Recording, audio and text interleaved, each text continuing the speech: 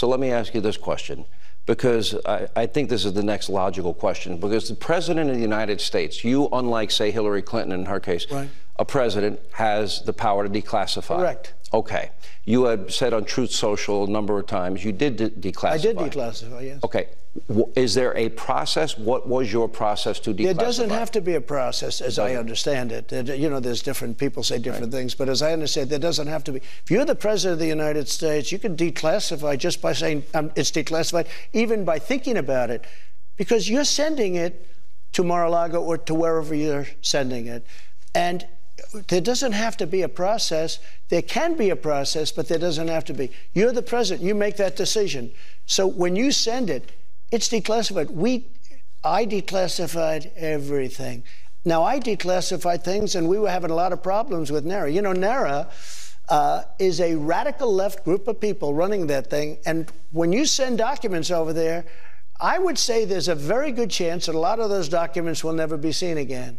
There's also a lot of speculation because of what they did, the severity of the FBI coming and raiding Mar-a-Lago. Were they looking for the Hillary Clinton emails that were deleted, but they are around someplace?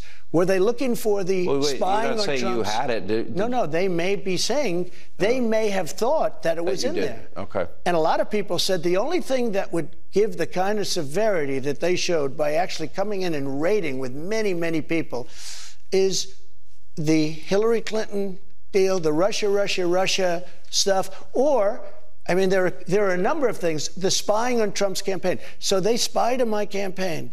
Okay, look, Donald Trump has said some really stupid things before. We've watched the guy suggest that bleach would cure COVID, that you need ID to buy groceries, that windmills cause cancer, that George Washington won the Revolutionary War by taking over the airports. One time he described having a son by referring to Melania and saying, she's got a son together. So when I say that Donald Trump just said the stupidest thing I've ever heard, I don't say that lightly. But this was the stupidest shit I've ever heard. So that we're clear, the guy just suggested that the classified documents he stole from the White House were actually declassified by way of his mind. That's right, apparently the president is so all-powerful that the mere act of thinking about declassification is enough to manifest it. And what's almost worse is that Sean Hannity just sat there nodding along like just as big an idiot as Trump. Just sitting there thinking, yup, that sounds right. Nothing setting off the bullshit meter here. Everything checking out. And ostensibly Hannity knows better, although that's certainly not a hill that I'm willing to die on. But one would presume that Hannity knows better, which means that this is all part of a concerted effort to dupe his own audience. I truly could not fathom treating my audience as logic-defyingly brain-dead stupid as Sean Hannity treats his. But then again, guess that's why I don't have a show on Fox. Like, let's be honest here. What would Sean Hannity say if Barack Obama stole hundreds of classified documents from the White House, ignored requests by the National Archives to return them, ignored a subpoena sent to return them, forced the government to go to a federal magistrate and issue a search warrant to recover them, and then went on Hannity's show and told him that it's all good because he had already declassified everything in his mind? Do you really think that Hannity would say, sounds good, next question? Imagine these people at least trying not to look like such brazen hacks. Now, before we go any further, to say what apparently Sean Hannity was unable to say while Trump was spewing his avalanche of bullshit, while the president does have declassification authority, there are still processes that have to be followed to actually do it. And no, it's not just waving your hand over the documents, and it is definitely not by thinking it. For example, there are regulations under the most recent executive order issued by Obama in 2009 regarding statutory commands that requires consultation with the agency that originally classified that information before anyone can try to declassify it. Trump would also have been outright restricted from declassifying documents containing information relating to nuclear weapons and intelligence agents. And lo and behold, there just so happen to be materials identified as human source information picked up by the DOJ. And most importantly, the 2009 executive order also made one more point, that no official leaving government service may remove classified information from the government's control or direct that information be declassified in order to remove it from agency control. Meaning that because these documents were still declassified and Trump took them, he broke the law. And even if he did declassify them, which he didn't, but just humor me for a second, declassifying them so that he could retroactively justify his theft is still illegal. In other words, any way you cut it, the guy broke the law, and no desperate attempts to claim mental declassification is going to change that. Which makes it all the more absurd when Trump says this.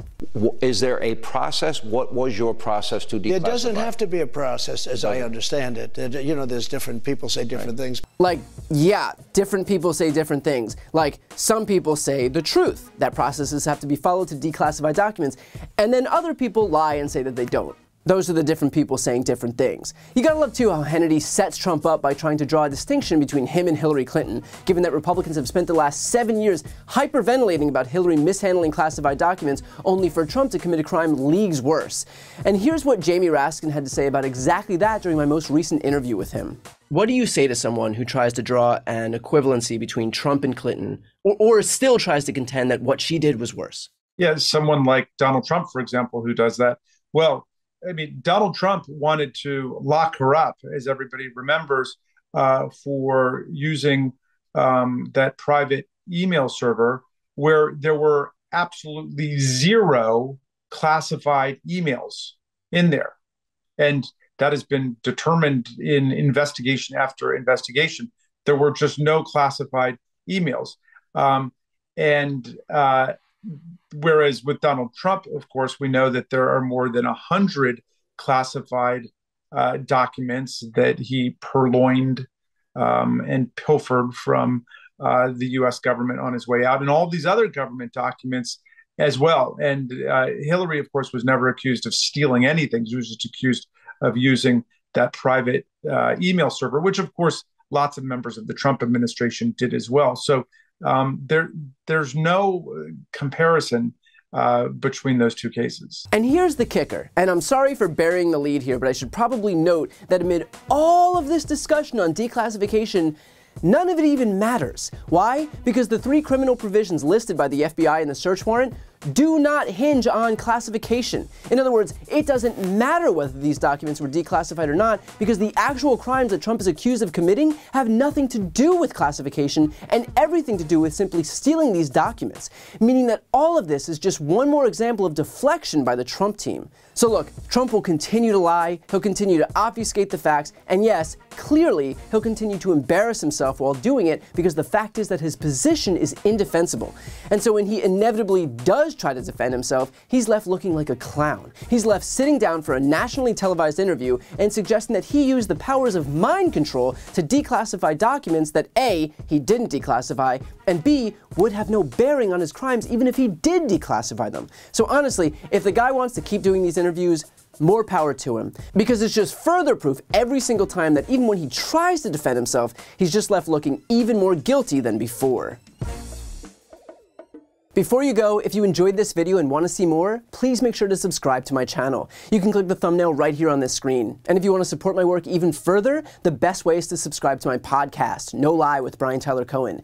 There you can check out my interviews with major players in the world of politics, including President Biden, Vice President Kamala Harris, Pete Buttigieg, Elizabeth Warren, Katie Porter, Jamie Raskin, and so many more. Plus other interviews that live exclusively on the podcast. That link is also right here on this screen, or just search No Lie with Brian Tyler Cohen wherever you listen to podcasts.